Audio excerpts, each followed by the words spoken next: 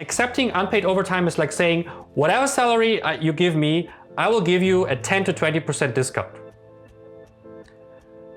And not only does it devalue your work, it also smallers your hourly rate. So for example, your contract says 40 hours a week for $1,200.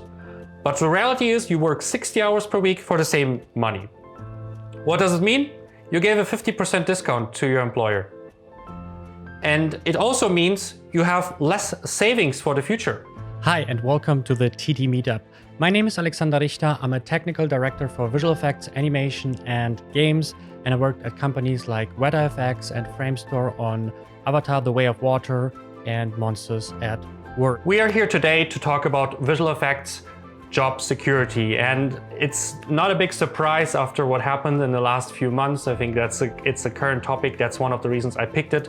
And one of the reasons that I picked it is I recently did a poll on LinkedIn, and I asked what are the most important topics for you in 2024. And unsurprisingly, job stability came out first, even winning against AI and technology and game engines. So that's one of the reasons that I wanted to talk about this and take the opportunity to, on first one, tackle specific topics that I feel like are important to talk about and present a few solutions. And then later, in terms of the group, we can exchange and find if we even find better solutions and better opportunities that we can do. My name is Alexander Richter. I'm a technical director in visual effects, animation, and games. And previously, I was working at VFX on Avatar: The Way of Water, Shang-Chi and the Ten Rings, and Framestore. And I'm mostly focused on lighting, pipeline, and I worked in different companies all over the world on different roles also. And is mostly focused on technical directing and like visual effects animation. I think that is my background. And one of the things that I noticed, and that's also why I thought there's definitely a few things that I can share today, is because in my role, I always had a lot of stability, like a lot of security. I always had long contracts, basically never get let go, always kind of decided I want to move on to new opportunities and so on. And so there's a few things I picked up, like looking at my career and looking at other people's careers and so on. And that's the things that I would like to talk about today. First thing, important that we define what is VFX job security, because there is a little bit something that maybe everyone has a little bit difference of definition. For me, the 3 points of job security is first, enough savings, because at the end of the day, we work for money.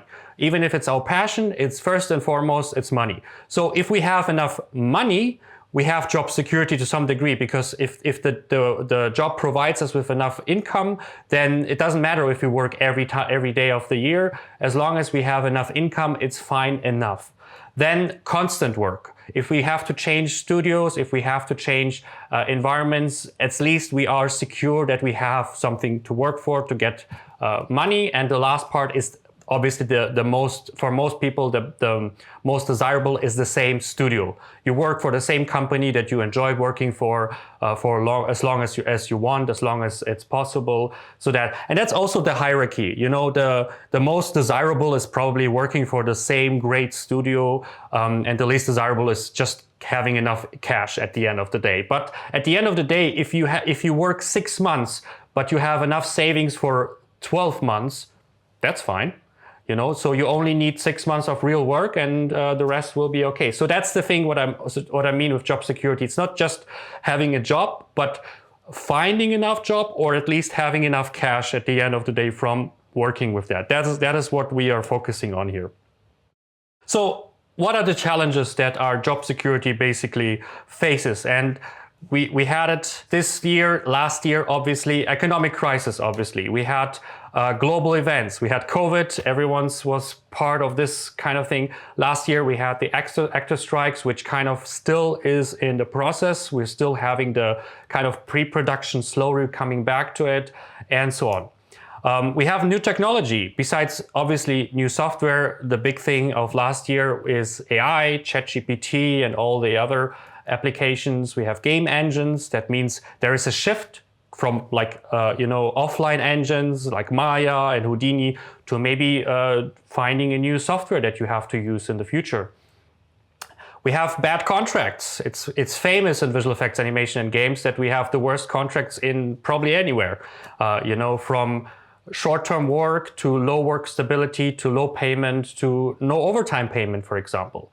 And obviously we have a lot of iterations. So a lot of us need to find job constantly. It's not just, oh, I'm there for the next 10 years. It's often about, you have to change your opportunities constantly to make sure that you find enough income and that you will have enough jobs in the future, and so on. So that's not everything, but that's the thing that we want to tackle for today. So how I was planning to approach this is, I mentioned the challenges that we had in the beginning, and what I would like to do is I would like to go through the challenge and offer what are the things that we can do to avoid them in the future. Or to minimize the damage of this kind of thing. So the first thing is economic crisis and global events. There obviously COVID, obviously actors strike. Things can happen. The market crashes. Bitcoin crashes. Whatever. There's always something that can happen that suddenly destroys any potential work situation at the moment. So there's a few things that we can kind of look into if we want to avoid them or minimize the damage and so on. The first thing that comes to mind is strong contracts. Obviously, that's always a little bit of a problem in our industry, but still it's one of the solutions that we can look into. So if we have long contracts, that allows us to get to a situation where we, even if there's a crisis, people have to be keeping us. If we get into paid and take overtime, one of the things that I feel like is undervalued in our industry is overtime. And I mean that it's okay to have overtime to some degree, but it's important that we have paid or taken overtime where we can holiday it. And so, for example, if there is a crisis, at least we got paid out or overtime, so we have a bigger buffer. Or we can take vacation, so we have a buffer, basically. We get paid for taking a vacation because we take our overtime. So there's a lot of benefits of using that. Every financial guru at the moment will tell you to have savings, the 3 to 6 months savings rule.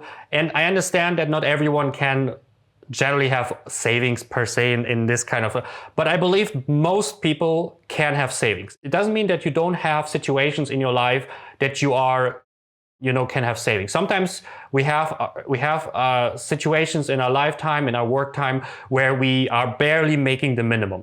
That happens. It happens as a student, maybe as a junior, maybe somewhere in where something happens that happens. But it's important that the moment we are able to go into that direction, that we create savings, because you never know what happens. You can be laid off, there can be a crisis. So it's always important how to do that. Another thing that I find very interesting is, besides having multiple jobs, you can always think about, how about I have a secondary income? And since most of us produce something, there is always the same approach that musicians do. For example, most musicians don't, like the minority of musicians actually live from music. The majority of musicians actually live from teaching. Because only a few superstars or enough money-making musicians are out there. So most people actually live from teaching music, from teaching guitar, piano, and so on.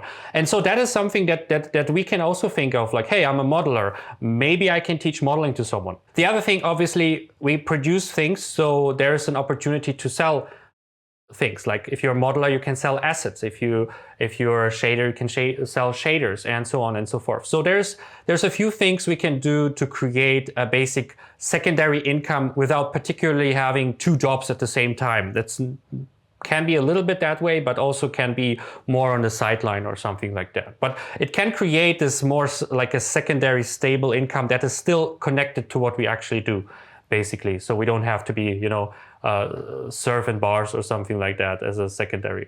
If you're interested to see more ideas about that, I made a YouTube video called Unlock Your Potential, Side Gigs and Visual Effects and Animation. I talk about that a little bit deeper in there, and that's the idea. So the other part is technology. We just talked about a few things. So for example, there's game engines, there's USD, there's new software that's coming out. So what I always say and that's something that I just noticed when I was talking for my podcast regarding interviews. If you've worked with USD, that's a super bonus for us. And if not, you can just get a little bit of a, If you haven't, you can go and read up on it before the. But you would not expect like someone like come in USD, like you already work with it. That's a requirement. It's not a hard requirement. Okay, no, but otherwise I wouldn't obviously be able to hire they should anyone. know what USD is, and yeah, it's good if you know what it is. I always ask. The standards are lower here. Like he's like, just like, please have read about it at least. Well, I know so. Everyone on my team had to learn it on the job here, so it'd be a bit unfair to say you have to already know it. I think it's probably in the job application. Probably, it'll be mentioned there, but probably as a bonus. Yeah. The most common thing that interviewers want is not you becoming an expert, but you are familiar with something. If someone asks you like, hey, do you know something about USD? They don't always expect you, especially if it's not the main thing, they don't always expect you to be an expert in USD, to be an expert in Unity on Unreal. Most cases, if it's not your main thing, they expect you to touch it. Oh, I tried USD, I tried Unity. So by trying the new technology, not particularly becoming an expert in it, but at least like, setting a few hours to play with it, you open doors for interviews, for situations where you were just like, yeah, I know the basics. And if they want to give you more time, then you can do that. But you don't have to say, oh, I don't know anything about it. One of the things that I love, because I'm a technical director, is problem solving. And what I enjoy as a technical director is to work with artists who are also problem solvers. You don't have to become a technical director or technical artist, but I enjoy if someone can solve their own problems. So it's always a beneficial situation if I work with an artist who, when Maya crashes, when Houdini, Nuke, anything crashes or something is not working, that the artist is basically there to also help me with figuring out the problem. And it makes you more valuable. If you are someone who can solve problems like, hey, software doesn't work, software is striking basically, you still are an artist, you still focus on art, but you're also valuable because you don't idle too much. You are focused like, hey, there's a problem, I can solve it because I'm open to it. Instead of, I saw artists who just like, not my problem. And it makes you valuable. And people notice something like that. People come to you because you are someone that. And it creates security, honestly. I mean, it's my thing, so I have to mention it. Learn Python. Python, some of you are actually alumni of my Python courses. Just see Troy, for example. What I always recommend is, what Python does is not, you don't have to become a technical director or whatever. What Python does is can automate processes. And what automating processes means, you can speed up your process. And by speeding up your process, you produce more. That's a very simple, mathematical account at the end of the day. If you can produce more at the same time, you're more valuable. And that's what Python can do. And the funny thing is, you don't have to become an expert in Python to be valuable more. You can just learn the basics and create things. Like, for example, this face scatter tool. This is a simple tool that is one of my students created at the end of the 8 weeks course, and it basically scatters a specific object by face marking. And you can do that, a lot of things like with that. You can, for example, mark a carpet or a floor with specific stuff or whatever. There's a lot of things potential just with this simple tool you can do, and it saves hours of hand placing things and so on. So by going the Python or the scripting way, you can basically increase your value, and with that increase your security and stability. That's where it is going. And last but not least, to technology, AI, obviously. There's a lot of discussions, and some hate, some love it. At the end of the day, it doesn't matter if you hate it or love it. At the end of the day, it's like Python. Can AI speed up your process? That's the only question that should matter to you. Because if there is a tool like ChatGPT or Midjourney or whatever that can help you to save an hour per day, 10 minutes per day, then you should use it. Because that's the best thing about AI, is like it's programming on steroids. Because what AI does is what a software can do that you program. It's the same thing at the end of the day, basically. You program a software that makes things faster. You use an AI that makes things faster. That's the idea. So by avoiding UI, you kind of hide from a potential thing that makes you a more valuable artist that, again, becomes you a more secure person in the environment. If you're interested in looking into kind of a technology side of things, there's 2 episodes I can recommend. One is machine learning with Paul Kaniak from Pixar. You can find it also on my YouTube channel. Oftentimes people use machine learning and artificial intelligence interchangeably, which is, in my opinion, incorrect. AI can refer to, like you said, a bunch of if-then statements. If this is, like a classic thing is like for a self-driving car or something, you could have some radar or LiDAR. If the LiDAR detects something's on your left, turn right. If it detects something on your right, turn left. That could be just coded by first principles with a bunch of if-then statements. But machine learning, rather than necessarily relying on first principles, essentially has a black box that needs to be trained. So while machine learning is AI is not necessarily machine learning. And the funny thing is I've been doing AI for years because I do crowd simulation. When I create brains for crowd characters, like using Massive, back on Ratatouille and WALL-E, that was AI, but it was more like, robotics, like detecting some stuff in your environment where you turn based on that. And the second one is about just more of a philosophical discussion about AI and journalism with Bela Bayer, also on my YouTube channel. What really grinds my gears actually is artist exploitation, and that is basically the next topic, and that is bad contracts. It's something that I absolutely disliked, and I'm coming from Germany, and in Germany we have very strong labor laws. And so for me, seeing even in visual effects in Germany, there's some kind of, people trying to avoid paying people and trying to avoid giving strong contracts. And that's something that we need to kind of fight back at the end of the day. And there is a responsibility to every one of us. And the first responsibility that every one of us has is negotiate better contract. And there is literally research that shows if you negotiate at all, you are more likely to have better contracts than people who never negotiate. It's just a simple fact. Like, if you just ask for more money, you will more likely get more money. If you never ask, that's a very simple logic, but it is the thing. So by asking every time for more, the worst thing they usually say is no, and you can still accept the contract. But by asking more, you have more money, and with that, coming back to the first one, you will probably have more savings. So that is the thing that we want to create here. What can we negotiate? Higher pay, obviously. We can negotiate longer employment time, and I have actually a story about that. So one time, the company approached me and they asked me to join their lighting TD team, and they offered me a 6-month contract. And I said, I will not move to a different country for 6 months. The minimum for me is 12 months. And so they said, okay. And that's it. That's the end of the story. That was like literally 2-sentence exchange. And for me, it was, okay, now at least I have a 12-month contract. And so I know where this is going instead of like, just half of it and then being like, but connected with that is the dismissal protection. Obviously, a 12-month contract that can be dismissed tomorrow is not worth anything. If you can be fired tomorrow, that's like worthless. So it's also important to negotiate, if necessary, that you have some time. So you cannot be fired tomorrow and be let go. So at least negotiate like a month or 3 months, depending on the situation and environment, obviously.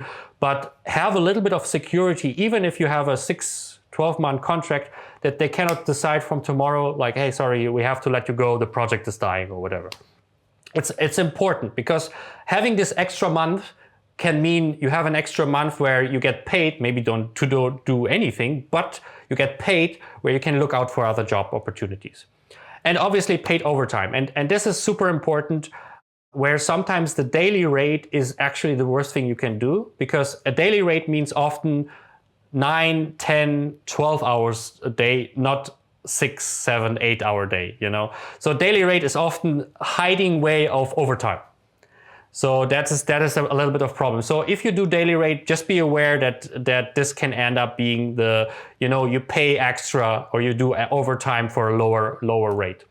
And so one of the things that I see some people do, and this is actually something that happened in some companies some people were literally telling, kind of proud, they were like, I've over 120 hours of overtime. I was like, what? And it's basically like 3 weeks of work. And I can promise you this overtime will never get paid, nor it will be holidayed. So it means basically you gave 3 weeks of work to your company. Like, hey, thank you, here, it's a present. What it destroys is exactly the first point of security. You have 3 weeks of safety less. Because if you want to create job security, you need to have money to some degree. That's a part of it, you know. And if you have 3 weeks of overtime, that means you have 3 weeks of either, paid vacation or 3 weeks of extra income. But if you just, overtime is for free, is just like, then you lose that. So overtime has a lot of factors here. And the funny thing is people are more likely to talk about overtime, how much overtime they have compared to how much they earn, which is actually important, because if you know how much then the guy and the girl next to you earns, then you can negotiate a better contract, because you know someone who does the same work earns, I don't know, $500 a week more. That's a significant amount. Maybe you should talk about if you can align on the same point. I actually had a story from myself. The first time I had my internship, I was working in an animation studio, and there was it was paid, but there was an overtime policy, and it was not in the contract. And the overtime policy is every first hour of overtime per day is unpaid. So it means if you work 1 hour per day extra, you get 0. If you work 2 hours per day extra, you get 1, and so on. So basically, if you work every day 1 hour overtime, you get 0 overtime throughout the whole week and the month and so on. So, and I was wondering, I was like, what's the reason for this weird construct? And the reason that they gave me is smoking breaks. Oh, you guys do smoking breaks, so you know we compensate for the smoking breaks. And I'm saying, oh, I don't smoke. Oh yeah, but you do coffee breaks. And I'm like, no, I don't drink coffee. And so they ended up being something. So the result was basically only longer overtime is actually worth it. So if you do 3 hours, 4 hours overtime, then you don't lose so much. Or you don't do overtime at all, which, as you know, probably from reality, either you have no choice or you feel so engaged into finishing this project because you are part of a team and so on. That is not much of an option. So basically what you do with this kind of overtime is unpaid work. You present that. And what I want you to realize is unpaid overtime is basically means you have a lower salary. Because accepting unpaid overtime is like saying, whatever salary you give me, I will give you a 10 to 20% discount.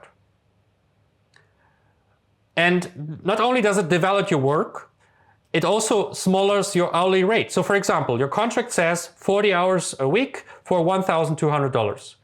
But the reality is you work 60 hours per week for the same money. What does it mean?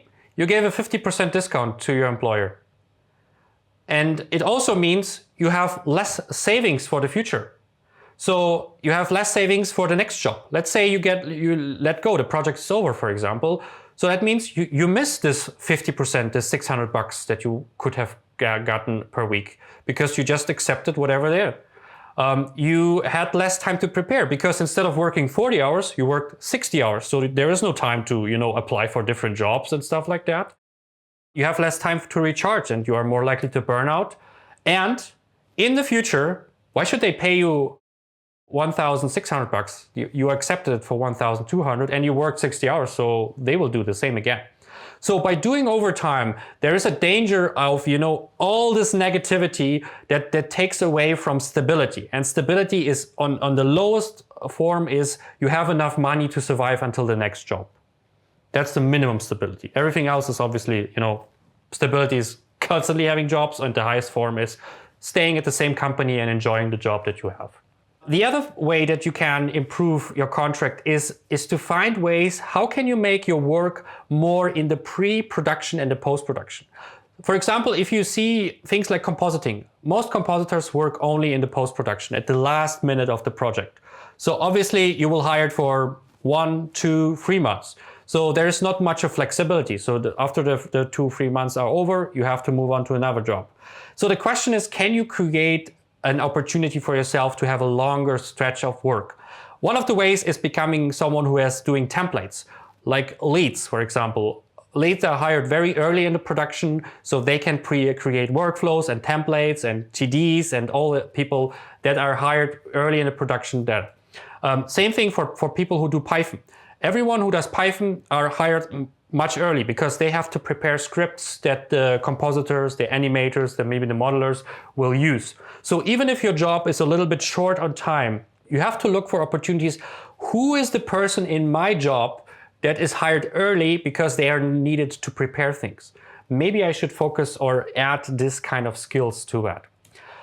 Obviously, there is some projects that are more long on short term. If you go commercials, obviously it's a little bit shorter. Visual effects sometimes. Visual effects can be also long. And animation films, that's not surprising. There's positions. Compositors are famously short term because the project is only at the end of the part. Animators often also, depending on, but more short term.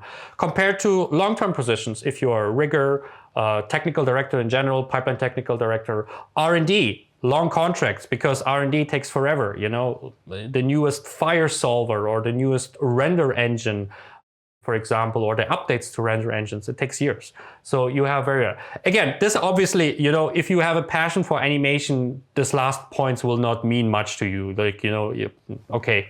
But there's still, like, if you are flexible and maybe you want to change to a different role, there are roles who have much more secure environments than other roles, for example. That's the idea here. So, you know, this is a very general thing. So it's not particular to any specific role. Becoming indispensable. This is something people seem to avoid a little bit, but indispensable means taking opportunities. There's in basically every week there is a meeting where you can raise your hand and say, let me do this extra. And if you do it a few times, obviously, again, overtime, careful. If you do it a few times, you become indispensable because you are the guy and you are the girl who is important in that, who does all the things and fast and well and stuff like that. So not by broadening their horizon and not just doing the minimum, your job, sometimes you can create this environment where people rely on you. And if people rely on you, obviously they will to keep you. Helping others, always a good way. That's why I always recommend to learn something like Python, because if you learn scripting, you can help other people with your scripts that are, you know, exchangeable. A big topic I heard a few times, depending where you are, unionization. Obviously, it will help secure contracts and secure the environment.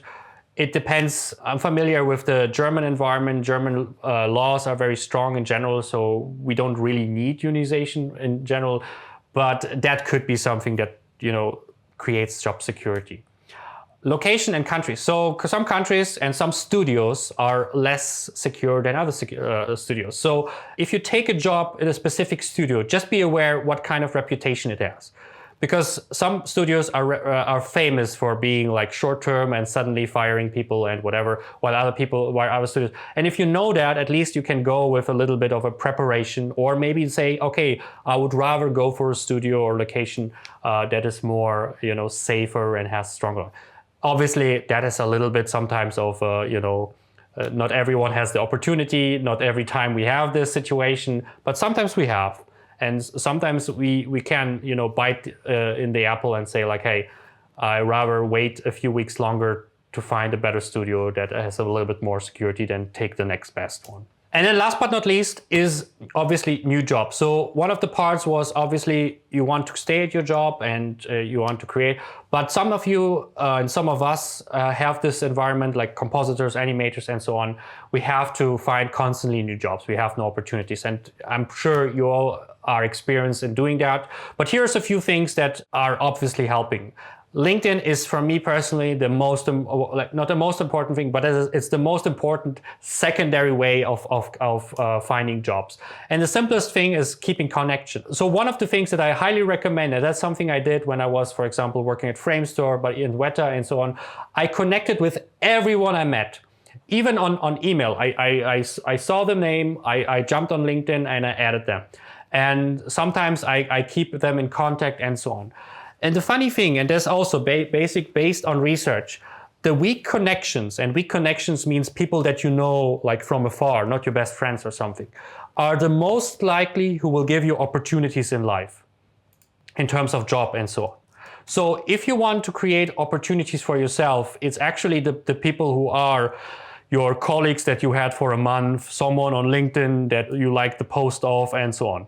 So something like LinkedIn and connecting with people on LinkedIn, connecting with previous people that you worked with, it can create a network of situations that can pay out in over years in specific situations. Connect and reach out. So if you want to apply for a job, see if someone's already working there. I know probably for most of you it's not surprising, but some people still don't do it. If you want to apply for a company, check if someone's working there that you know. And if you find someone, reach out to them. It's like, hey, do you have tips? Can you recommend me? Whatever. There's a lot of things that you can do that pushes you a little bit forward on that one. And something just more general is engage with other people on LinkedIn. If you like someone, if you like someone's work, if you like to work for them, by engaging, you just help yourself to be memorable to some degree. Apply early and regularly. So one of the things that I also see is people not keeping up-to-date stuff.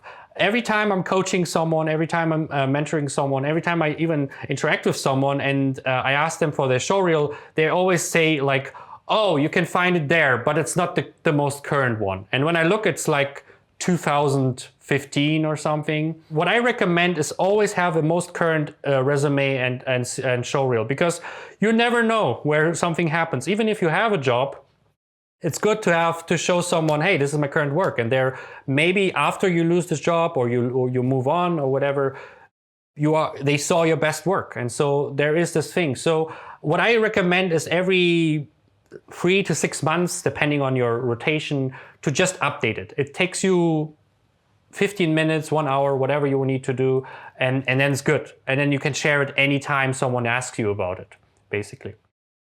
And then one of the things that I noticed also very important is public persona, and this comes with LinkedIn. So whatever you say online, other people see. And so some people don't seem to understand that how you engage online in comments and posts and anything, people see. And if people interview you for your job, they will sometimes reach out to your history. And if you have comments on AI, if you have comments on politics, if you have comments about anything, that can to some degree also diminish your situation. Because if you say something like, oh, AI is the worst thing in the world, and then you apply for a company where AI is part of the workflow, I don't think that would be a good situation. And that can be in everything. So what I just say with public persona, just be aware that whatever you say outside is something people particularly can't figure out, and sometimes it can hurt you in the process at the end. And sometimes people are not aware of that these are important.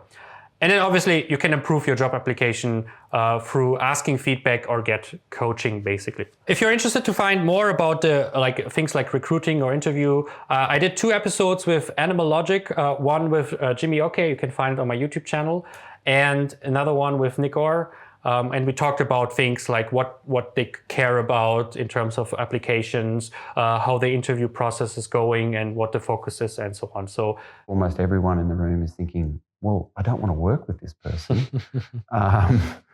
They might know everything there is to know about the topic, but just on a personal level, I don't want to do it. Yeah, arrogance, that kind of I know everything sort of approach. Even if you do feel that, and I'm sure that there can be situations where you're thinking, I actually know more about this topic than anyone in this room. I guess that can happen. You don't have to shove that down other people's throats. You can turn that around, and you can be asking them about, why they use certain technologies, what it is they like about them, how they're doing certain things. Let me summarize a few things. Again, I'm not saying these are mind-blowing ideas, but I think some of them you should kind of be aware of, that it's pretty actually important to have. So I generally recommend to be a little bit in new technology. Yes, we don't have time all the time to look into everything that's new and trendy, but it's good to look something like game engine, depending where you are. I just had a talk with Steve Agland from Animal Logic, and he was saying, if you want to come to my lighting TD environment, it's good if you know USD. You don't have to be an expert, but it's good if you know it. Python, you don't have to become a technical director, you don't have to become a programmer, but if you're an artist who knows a little bit to, their way around of small scripts that are helpful, why not? AI, why not use ChatGPT or Midjourney sometimes to help doesn't have to be in your final product. It can help to find ideas. It can help you to, just brainstorming. But if it helps you, it's something worth a shot. And obviously, a good way is to approach more technical roles. In my experience, the most secure jobs in any industry, and especially in visual effects, animation, and games, are technical roles.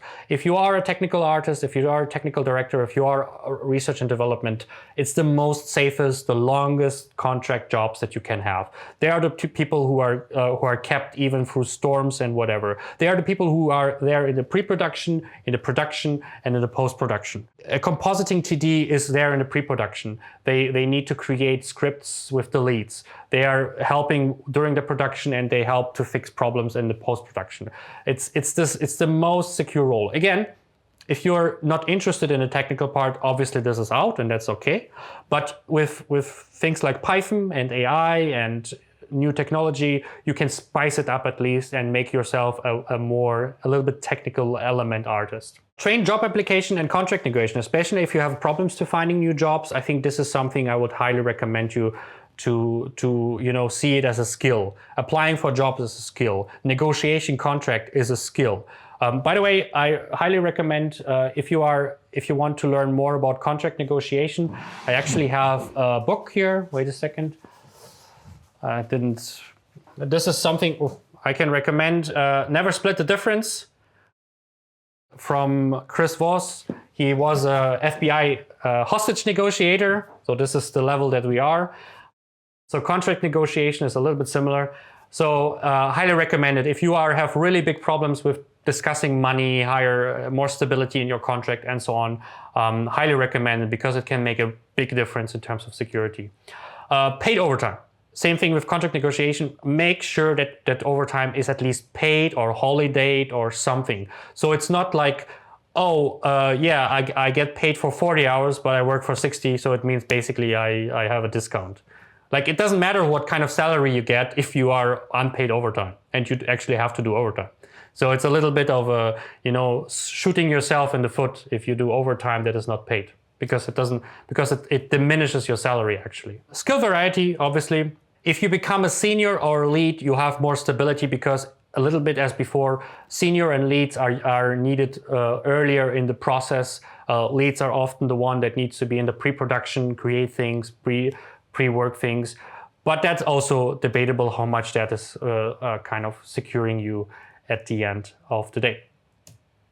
And yeah, good locations, but that's again, as much as you can navigate through that.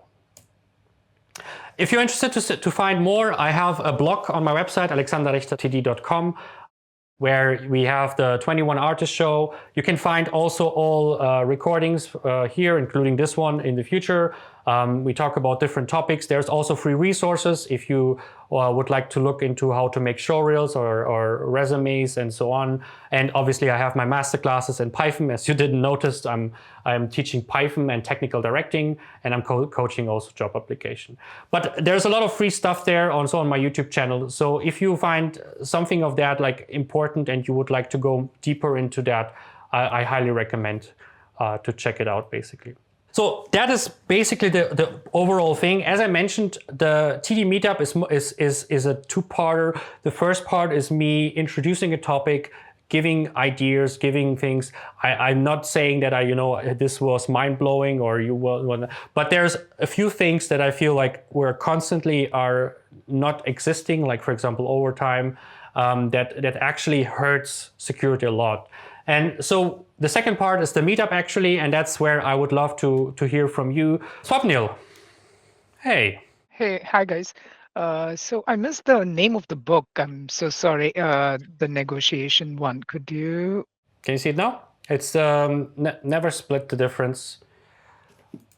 That's from my favorite book when it comes to negotiation. I highly recommend it. Obviously, negotiation is about practice. So you can read 1,000 books about negotiation. It doesn't really mean that you are now becoming, you should go to the next hostage situation and say like, oh, I read the book, I know what to do here. That's not how it works, and you will probably fail your first negotiation, but it can give you a little bit of a perspective how to do that. So that's the idea here a little bit. I've recently completed my VFX course in this field, worth or should I make an exit? An exit, maybe? Right now I'm working as a paint artist on very, very low salary. Yeah, I mean, that is a very hard question to say. I mean, at the end of the day, what I wanted to say is like, it is a difficult industry. So for example, me as someone who is in programming and stuff like that, I would have a higher salary, higher job stability, everything basically on a higher level if I would switch to software development in a different industry, you know, Porsche or whatever. But obviously there's something like interest. So if you are interested in working on movies or video games and animation films, you can make it. You just have to figure out the approach that you can take. And that is the biggest problem at the moment, especially for beginners, that the salary is so low that it's basically, you know, unfeasible to work in this industry. And that is why we want to talk about this, because I want you to see opportunities and ways to get it. And one of them is negotiation. And one of them is not to accept lowball offers, because yes, if you accept something that is unfeasible, then it exists basically a little bit. Swapnil. Yeah, so I had so there is this contract negotiation when you trying to get a new work, but there is also the negotiation aspect when you're in the company and you want to get raise or something. So I mean, usually companies do have set process, like maybe it's a 10% or 5% or whatever it is. But I mean, would like to get some ideas on how often can you ask for a bump, or something like that. I mean, it's often as you want, and that's the thing. There is no formula for that, and you should not apply a formula. If you want to ask every 3 months for more money, you can. The question is, do you have enough reason to ask for more money? If you have, who cares? So the problem that you have to face is collect reasons to get more money. And if you have, like, let's say you worked and you saved the last project. Great. You can argue, hey, I was the most important person on this project because I did this and this and that. Good. Next project, 3 months later, you were again the most important person and you did even better work or whatever. You can ask again, you know. So it's all about negotiation. Is about showing that you're worth more money. That's the thing. So for showing, there is a little bit of a documentation kind of thing. So if you don't document your work, you are having a hard time to negotiate, because how else do you negotiate? Why is the reason that you are more worth than 6 months ago? And the way that you can show that you're more worth than 6 months ago is by saying, hey, I did this. This is higher value than what's in my contract or what was expected. So that is always the thing. Expectation between what were negotiated in the beginning and what was expected to what you actually did. So if you work more as a lead, even though as you were hired as a mid or whatever senior, then obviously they should pay you more because you have the responsibilities of a lead. If you saved the project from a lot of problems that was not particularly your job, then, you know, that's the thing. So negotiation is not, there is no time frame for negotiation. It's more about you are documenting your successes basically. And then you're going into that. So, I mean, the easiest way is like 3 to 6 to 12 months in this kind of difference, depending on the situation. But it can be any time, basically. The most sane reason is probably negotiate at the end of something, you know, end of the project. That's probably the best situation to negotiate, because then something is finished. But sometimes the project is longer, so that wouldn't make sense to wait till everything is finished. So that's basically my recommendation. But yeah, document. It's the most undervalued thing ever. People don't document their work, and so when they go into negotiation, they say, I would like to have more money, and the boss asks you, why? And you're like, because I do great work. That's it. That's the whole discussion. And it's like, nope. But if you say, hey, because I did this and I did that and I saved here and I helped here and it was here, that's much a difference, you know. There's a question from Dinesh. Hello, Alexander. I've been working in the visual effects industry since 2015, and after COVID, I'm updating myself in Unreal Engine and asset modeling. So how to get opportunity in environment artist or asset modeling? So again, I'm not an expert in everything. So if someone has a comment to this question, please feel free. If someone is working with Unreal Engine and maybe asset modeling, happy for your input here. The general tip that I always give if you transition into a new thing is your lack of projects. That's the biggest problem that you always have, lack of project. So if you show your show reel, you have either nothing to show or very generic, boring, empty rooms with something in there. So the most important thing that you should do is projects. Like if you work with Unreal Engine, depending on if you're going in still a visual effects or if you're going in video games now, you should show something where you use Unreal Engine in modeling, environment artist, and it makes sense for a visual effects company. Like, oh, this is something that could have been a project basically. So creating situations where you use Unreal Engine and your skills in a pseudo project is probably the most important thing. So when they hire you, they're like, oh, okay, this is related to something. It's not just some beginner kind of thing. So, or you can join projects. You can collaborate with other people, sometimes for free, sometimes for small money, and just find like projects where you can use and train your skills and create kind of a portfolio of real projects compared to some tutorials or whatever that you did. So that is, I think, always the most important thing, is that you have a show reel full of projects, even if it's a new skill. And the question is, can you kind of in quotation fake it, so you create projects that show your skills but they look more real than just some empty rooms and whatever, basically. Next one is GM. What about your opinion on getting freelance VFX projects nowadays? Freelance work is all about relations, I feel like, at the end of the day. It's all about, the best situation that you can build as a freelancer is you have connections to specific environments and they rehire you constantly. I think that's the best situation you can hope for. So you're not searching, you basically are just jumping around. You're going from Framestore to MPC to this company to Union to whatever. I think that is the best. So I think relations are the most important thing in general in freelancing, is to create this kind of environment where they rehire you constantly in a periodic sense. I think that is always the best way to be a freelancer. And then you can still have the freedom of saying yes or no. But creating this stability is, I think, always the best way to go into that. Mira said, courses like Double Jump, etc., tutorials, private projects, collaborate in Discord groups to make projects. Yes, to find like environments where you can create projects. That's how you like create a better showreel, for example. Especially if you're new, or if you change direction to a new industry or a new role, I think the most important thing that you have projects.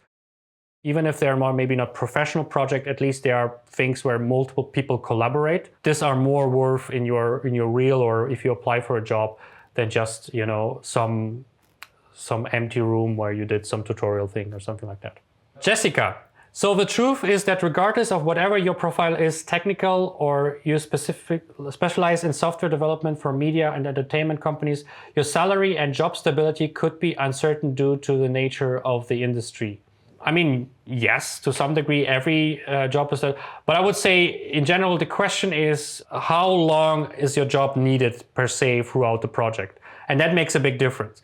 Again, technical people are generally needed longer, A, because sometimes their work takes longer to develop, and B, they are often in the pre-production stage. You need someone to create the software or the workflows or the scripts or whatever. So generally speaking, you have you hire artists to create art, but you constantly have at least a minimum staff of technical people to keep things running.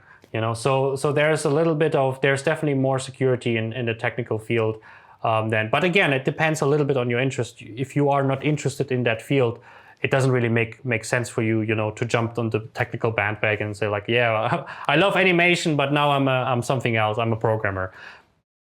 But it makes sense to find ways to become an animator who are important in the pre-production, by, again, for example, learning Python, learning something about workflows so you can help in the pre-production. So that is the idea basically of this thing. Is like, how can you expand the usefulness of your time and not just be, the minimum time that they can hire you to develop this. Thank you so much for the meetup first. I just want to ask you about how about like TV roles inside of a advertising environment, like motion graphic studios or agencies. I mean, like I don't think they get use of them that much, but isn't it like also they need them kind of? No? Yeah, I think the difference is they often have the generalist in this kind of environment. They generally need someone who does a little bit programming. It's always good, but they rarely have a dedicated pipeline TD. Depends on the size, obviously. Some are big enough, they have it. But the smaller ones, they don't have particularly programmers. They usually have, jack of all trades people, generalists that can do everything. But even there, obviously, if you are someone who helps with software problems, imagine you are in a commercial environment and After Effects doesn't work suddenly, or the files are broken, or you cannot transmit the files into another software or whatever, thousands of things. So if you are the person, even if you're an artist, if you're a compositor or whatever, if you're the person who can solve this kind of issues, like who do you think they need from the longer and more, and and that's the thing that I'm kind of applying to. Like, you don't have to become technical, but I think it's more than just learning the software, because you work in a team and you work in an unstable software environment where anything can crash at any time and maybe never work again. So by becoming a little bit more of a problem solver in general, technical problem solver, I think you just increase your value. But again, if you are in a commercial and you know some Python or a JavaScript in After Effects, for example, then you can create plugins. And suddenly you have, I wrote this thing that if you press the button, it automatically creates subtitles and this and that. And it's like, whoop, suddenly you become more valuable. So yes, there is rarely a dedicated TD role in commercials. Again, the big one, they have it. Like the mill, they have it. But the small one, the neighbor commercial house will not have it. But so the focus will be still artistic. But if you are an artist who also knows the basics of scripting and problem solving, I think you're much more valuable, and you are more often booked and longer in the project, because you are someone they book early, so you can maybe build a few tools, fix a few problems, or stay longer because, at the end of the project. So that's basically a little bit that I kind of like hinting at, like being a little bit technical or not be averse to technology in general, I think increases your security. But also all the other comments, like, overtime paid and so on. Thank you. Yeah, welcome. Ashutosh. Hello. Hi. Yeah, so I'm a lighting artist right now. And let's say I wanted to switch to becoming a technical director. So maybe from any other department also. But so the question is, what exactly do they look for? Because right now I have like an artist experience in a showreel, but that's not really gonna translate to a technical director role. So is it that I have to make some sort of scripts and softwares within Maya or Nuke? Like, is that what they see? Because Yeah. a showreel won't be that relevant for that job, right? It depends. Like I just talked to Steve Agland from Animal Logic, and he was like lighting technical director supervisor. So if you go into hardcore technical lighting technical director, he said he needs code. That's the most important thing for his department. But they're very code heavy. Normally, lighting technical director can be both. So it's not only code. You can also show lighting showreels and stuff like that. So to your question, basically, how can you transition from a lighting artist, for example, to a lighting technical director? What I would recommend is to first become kind of a lighting technical artist first, which means you should be someone who solves problems. Like if you are the person in lighting that is looking into why does the scene crash? Why are the fireflies in the scene? How can I fix this? All these technical problems that you are not particularly usually looking into. Why is the render time so extremely high? There is an element where some lighting artists look at it, some lighting's just, it's not my problem. I'm a creative person, I don't look into that. So this is the first step. Solve technical problems with lighting, anything. Like from how to make it better, how to make it faster, how to make it not crash, for example. That's the first part. Second part, I would recommend in general to everyone who goes into lighting, into technical directing role, to have some kind of script. So for example, if you write a script where you show a light linking tool, so you write a script that has like this, and you select the light, and then you can just easily link and delink tools and objects and lights and so on. Great. So you have a lighting showreel with somewhere at the end of the showreel a tool that shows how you help yourself to be a better lighter with a tool. So that would be the transition. And there's like two different things. So for the showreel, it would be nice if you have something like a Python script that you can show. That's something that we, for example, do in my Python courses. A lot of people who are, I had a few lighters, we have a lot of riggers actually. They create this, for example, lighting tool, and they put it into their lighting showreel. And suddenly they have this lighting showreel where they show 80%, 90% of light scenes. And then at the end, they show how they can help themselves with Python. If you are working at the moment, the best way to help yourself is to be someone who solves problems, technical problems. So if you are someone who like, this scene opens for 1 hour, this scene crashes after 10 minutes. If you are someone who solved this issue, people will come to you more and more for that, and you slowly transition into the technical role automatically. So it's like there's two paths. Like if you are not in a company, I would recommend you to like add something to your showreel. That's a general recommendation. If you are already working somewhere, I would recommend you to tackle more technical challenges and also learn Python. And then automatically you will transition because people will ask you for favors like, hey, can you fix this? Do you know why this is crashing? You know, and that's automatically become this role. And obviously taking opportunities. Like if there is a technical artist or technical directing role for lighting, you can apply for that and ask, hey, can I do this next project? Yeah, that's a way you can basically transition. All right. Yeah. Thanks a lot. You're welcome. Farhad. Oh, hi. Hi. Thank you for doing this meetup. I've been following your channel for a long time. Really great informative channel you're running here. Thank you for doing that. You're welcome. Especially for someone like me who doesn't live near the industry. By that I mean our industry is very saturated. It's location based, as we all know.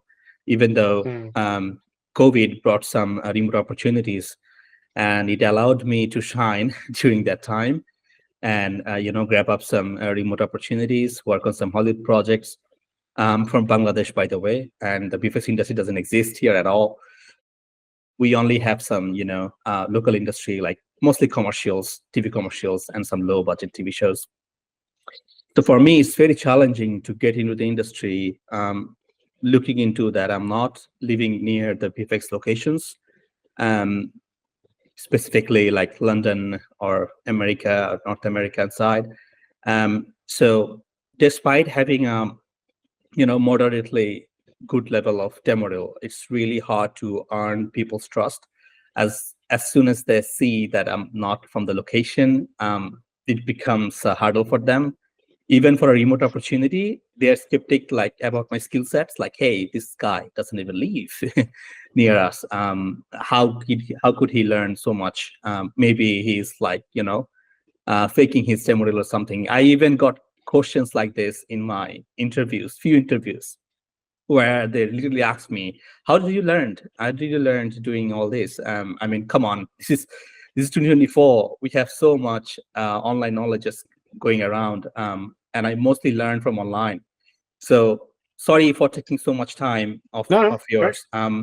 Yeah, because I want to make my question elaborate and more understandable. So my question is, for someone like me, I can understand that becoming part of the industry, which is already very saturated, is very challenging. But how can someone like me really focus on certain things that can make me like the first or second choice for a bigger studio? Yeah, that's a hammer question. That's obviously a super difficult one because there's a million things. I don't know your show reel. I don't know your specific environment, and so it's really hard to answer that. But I can try. Obviously, hey, by the way, if someone has ideas and comments to that question, feel free to jump in. I came from Kazakhstan, and Kazakhstan doesn't exist on the map basically. So people only know it from Borat and the space. Luckily, I grew up in Germany, so I have like both. So first thing, it reminded me on the episode that we did with Victor Perez, Visual Effects Artists Without Borders. We talked about there specifically how to, how it is and what it means to cross borders.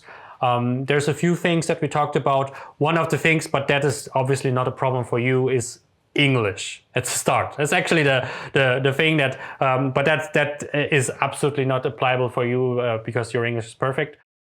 But that is already often the biggest hurdle for most people from India and so on. If you don't speak fluent, good sounding English, people will have a problem with you communicating with you, and that also diminishes extremely your chances. So that is already the start. But yeah, highly recommend this episode in general. Maybe there's also a few things that apply to you, so check this one out. Anything else is basically how can you stand out. So basically, I just recently talked with someone about how to apply for like US companies, for example. So one of the things that I noticed with US companies is they're more likely to hire Americans than foreigners, even if the foreigners' show reel is better. Just for a million reasons. Like maybe it's visa, maybe it's nationality, maybe it's culture. There's a million reasons, and also understandable, But I notice sometimes I see people at Pixar and DreamWorks and so on. They're getting hired with less good show reels than someone who is more experienced applying for the same role and so on. So it means basically you have to convince on a much higher level than anyone at local is. That is the thing. So the question how. I'm maybe biased very much here. I just always go back to technology. That's how I believe is the best way. Because again, how can you make better art than someone else? It's really difficult. Because art is very debatable to some degree. Is your painting, roto painting, compositing, or whatever better? So there is a little bit of how I see it is how can you make yourself more valuable? And that is the thing. So how can an artist become more valuable? And again, I just say, how can you be faster? How can you be better? And a way to do so is basically, for example, you learn Python, you learn problem solving, you learn work with new technology like USD, game engine, whatever your environment is. And that's basically the first applications. And that is something that is undervalued, is connections.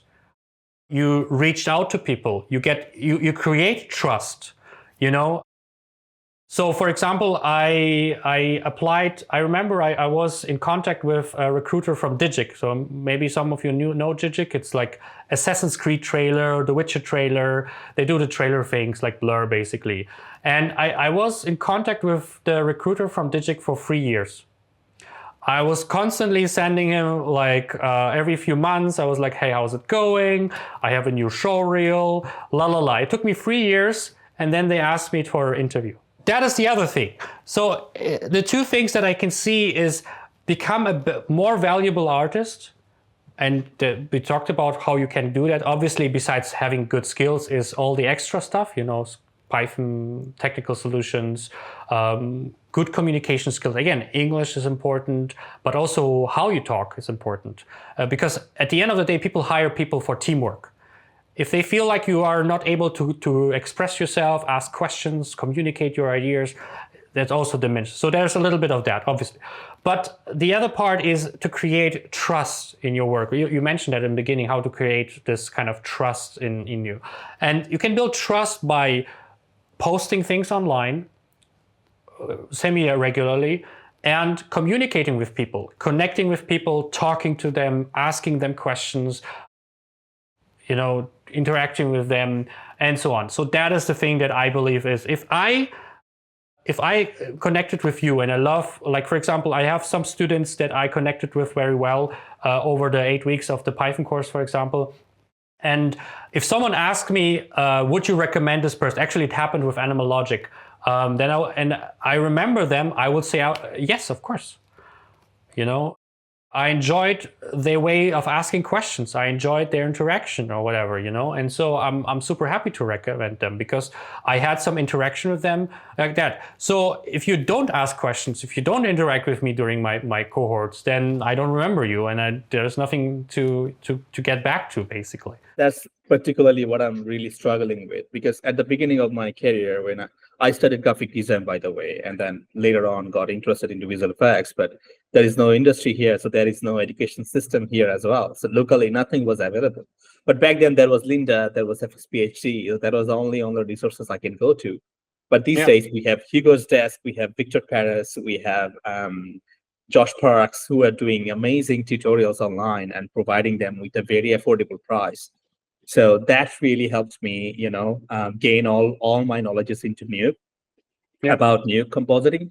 So the knowledge is not a problem anymore. But now the problem is really to get into the industry. And there is no information online. Like, how can someone make a place in the industry where they don't live nearby? There is no easy way to do networking. There is no particular channels or like, you know, resources to go to where I can learn about the tips and tricks about networking. There are a few like LinkedIn resources particularly about networking, like how to send cold emails, how to communicate people. But you know, most of the time, no matter how good I write my cold emails, how nicely I wrote them, doesn't mean anything. 90% of them are never returned. Like only 99% probably even. 99%, yeah. Yeah. So that becomes like a very, very frustrating from time to time. But I get it because so far the work I have done in the Hollywood through networking, through reaching out to people in LinkedIn, and that worked. I was persistent. I was trying to make an image. They got pity on me and gave me a 2 weeks opportunity. I'm happy for that. So at least I got that opportunity to prove myself. I proved myself for 2 weeks, and then they gave me 7 months of contract, which is amazing. The 7 months that creates this opportunity, like every part is a big thing where, you know, you can connect with someone other in the company, and suddenly they want to hire you for the next project, you know. So it's always this a little bit like, if you have a foot in the door, I always say the easiest way to transition to a different role is if you work already somewhere. Because if you, for example, let's say you're a lighting artist and you want to become a modeling, there is no easier way than going during lunch break to the lead modeler and say, hey, blah, blah, blah, what you're working on. And then can I do some work for you in my free time or whatever? And then after a few months, when you are good in your job, the people like, yeah, come over to modeling. I want you here with me. It's the best way if you have this kind of thing. And to some degree, LinkedIn can open this door to some degree also. If you are connected with people, if you engage, you know, write comments to people, if you talk with them in private messages and whatnot, there's a lot of opportunity that some people miss. And I think the most important tip that is for you, if you have a disadvantage, you have to work much harder to create the kind of the connection, the impression, the trust, basically. So what can you do to create more trust is getting strong certificates, for example. So your education is strong, showing a strong showreel, obviously. Showing you are part of the community, by engaging with people, being part of that, like just talking with me here, you already, showed up, basically. Someone will maybe remember you. I will remember you, for example. So that is the thing. So it's just, you just have to work harder, but you also have to find the ways that give you more credibility. And that is the part that you have to figure out, how can you create that. So you have a little bit more of a, but again, it's all this kind of thing. When you have a foot in the door, you have to look out and, talk to the people and say, hey, is there an opportunity? It's basically like every London pub is basically the best job finder. If you go to a pub in London, that's where you find all the jobs. It's literally like when I was working at Framestore, when you go Friday night, you're suddenly in the pub. You're surrounded by Industrial Light and Magic and MPC and Framestore and whatever, and you drink with them, and then suddenly someone says, hey, we're looking for a lighting artist, whatever. And then suddenly there are this kind of environments that are like, you just have to find them. And obviously you are not, for you a little bit harder, but they are, and even online. And so you just have to figure out, and that's the reason for the TD Meetup, honestly. That's one of the reasons for the TD Meetup. That's one of the reasons for the Discord that I have in my cohorts and all my students. So people can interconnect, even if they're from Kazakhstan or India or wherever, basically. Thank you so much for your insights. I have a follow-up question. It's regarding the TD skills. So, Okay. Right now, as a new artist, I can always go to Wikipedia and find amazing tools. Those are free to use. I have worked with Rising Sun Pictures. They have amazing automated pipeline. Definitely, they develop it for their own sake of the pipeline, and it's really streamlined, quite fast. The compositing workflow became really fast because of the tools they developed for their compositing pipeline. So all the studios already have somewhat developed pipeline, right? So my question is, as a new artist, my goal is to create pretty pictures. That was my prime focus on doing that. But I can now understand I need to develop some kind of technical knowledge as well. But I don't enjoy technical sides that much. So what do you suggest for me?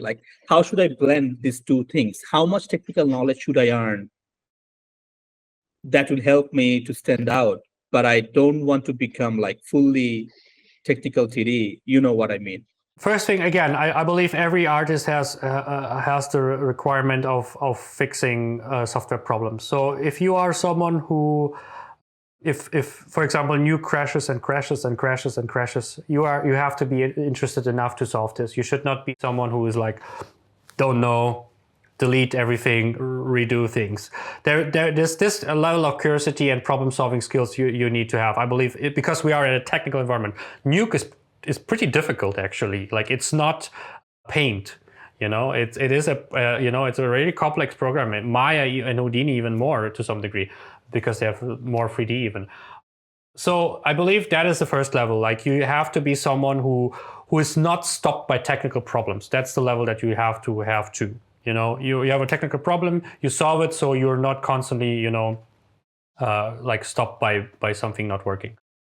In terms of Python or something like that, you should be on the level of, writing some small expressions and small things that speed up the process. For example, in Nuke, the most valuable thing that you can do is creating a node tree and replacing paths, correcting paths, for example. Hey, you open a scene, the folder was moved, every path is broken. That's tedious and boring and kind of useless. So you knowing how to fix this by, writing a small fix my path script, or you knowing how to build a small template with, read nodes, read and write nodes, some in between, boom, it generates your scene.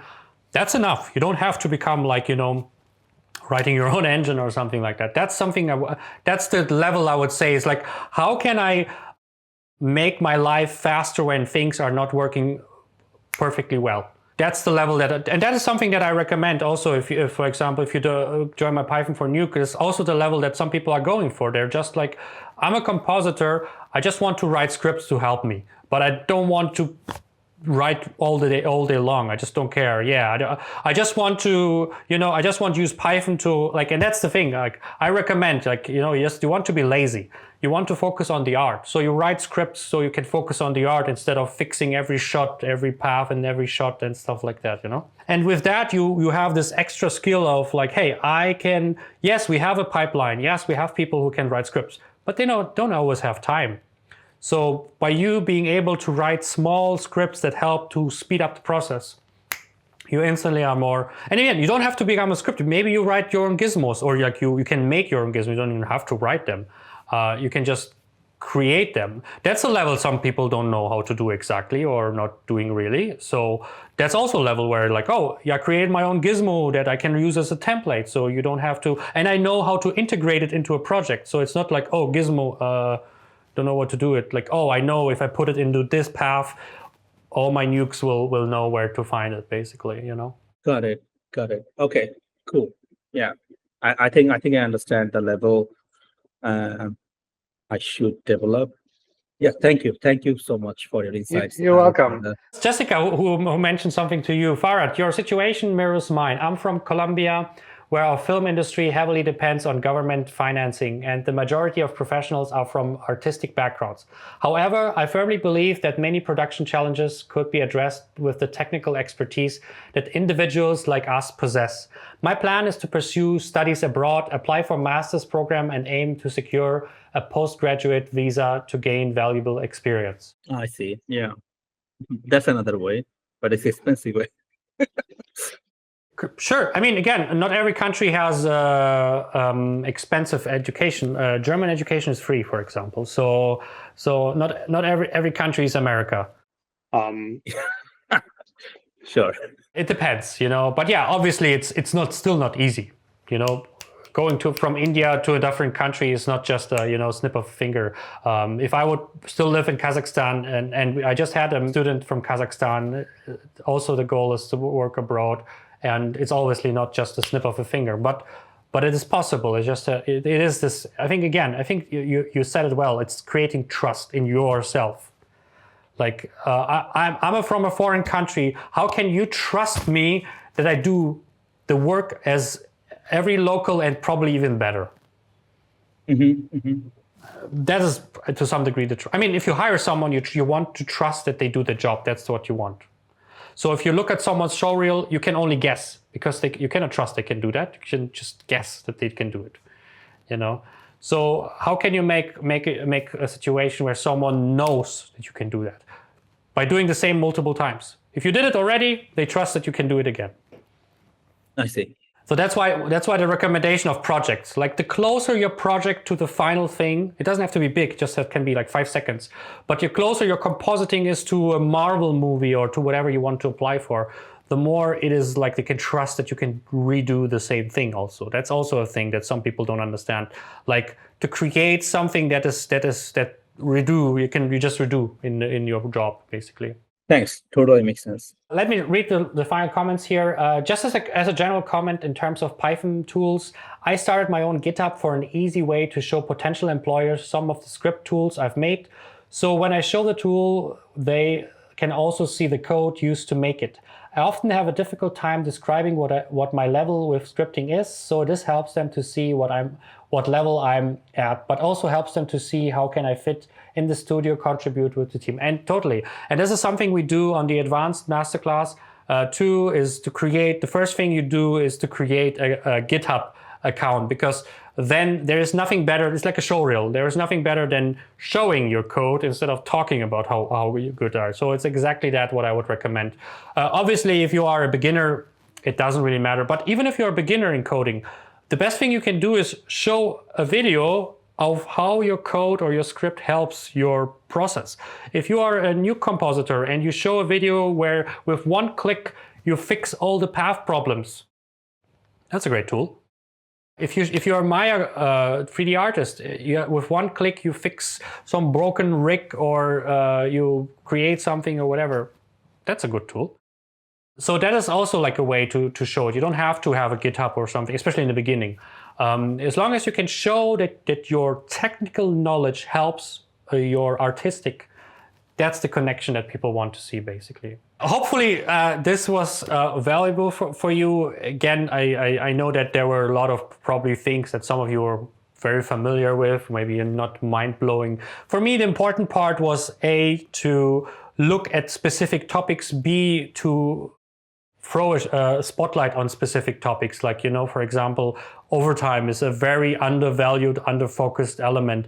Negotiating contracts, like, how fast you can be dismissed. If you can be dismissed tomorrow, what's the point of a contract, actually? So it's important that you look into this kind of things, because having security means you have enough money until the next job. You have the next job for a longer period of time, or again, like, you create so much value that they cannot dismiss you, because you will be probably the last person, because they need you all the time, because of your skills, because of how you communicate, because again, it doesn't matter. So that is the thing that that obviously there is always a factor X. That is the problem with this industry, in every industry to some degree. But the question is, how can we improve our security? And we can improve our security if we have the finances to survive till the next project, maybe. If we have the skills to, stand out a little bit. I recommend always a little bit more technical direction. Maybe it's a bias thing. But also it's always to take opportunities, to work with connections, to reach out to people, on LinkedIn, to reach out to old colleagues. Hey, I'm looking for a position. Is your company hiring at the moment? Don't only apply on the website, but talk with people. And so that's how I would basically go with it. I hope this was helpful. I hope this was valuable. Again, it's always a little bit me trying to give you a little bit of an insight, but also hopefully the whole conversation part is inspiring and helpful. Yeah, if you're interested to see more, again, I can recommend just going to my website or looking at my YouTube channel. There's a new episodes coming for the 21 Artist Show with Steve Eglund about lighting technical director. We talked about the Cave Academy should be coming also soon. And we talk also a little bit more about actually entry jobs with Simon from Framestore, about all the typical entries from runners to apprenticeships to internships to junior positions and everything else. Yeah, hopefully you enjoyed our 4th TD Meetup, Visual Effects Job Security. Thank you very much for joining. Thank you everyone for the questions and participation. And yeah, see you next time on our public event. I welcome you to join us live and also watch the previous episodes, and I'll see you on our next TD Meetup.